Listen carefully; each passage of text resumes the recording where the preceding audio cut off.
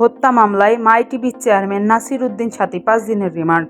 গত বছর বৈষম্য বিরোধী ছাত্র আন্দোলনে চলাকালে রাজধানীর যাত্রাবাড়ী থানা এলাকায় আসাদুল হক বাবু নামে এক যুবককে গুলি করে হত্যা অভিযোগ করার মামলায় তার এই রিমান্ড মঞ্জুর করে আদালত।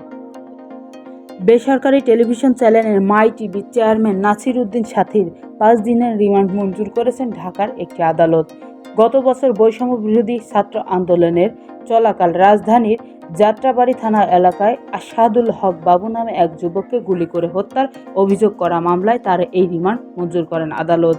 সোমবার 18 আগস্ট তাকে ঢাকার চিফ মেট্রোপলিটন ম্যাজিস্ট্রেট আদালতে হাজির করে পুলিশ। এরপর মামলার সুষ্ঠু তদন্তের জন্য তাকে 7 দিনের রিমান্ডে নেওয়ার আবেদন করেন মামলার তদন্ত কর্মকর্তা সিআইডির পুলিশ পরিদর্শক খান মোহাম্মদ ইরফান। শুনানি শেষে ঢাকা মেট্রোপলিটন ম্যাজিস্ট্রেট জিয়াউদ্দিন আহমেদ তার 5 দিনের রিমান্ড মঞ্জুর করেন।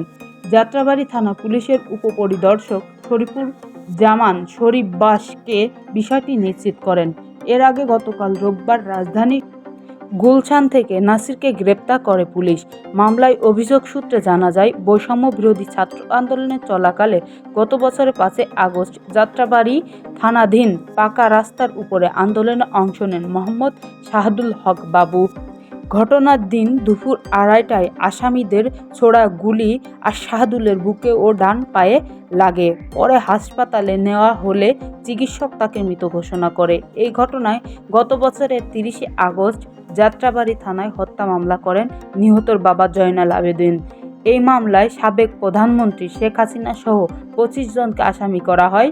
মামলায় নাসির উদ্দিন সাথী 22 নম্বর এজাহার নামী আসামি।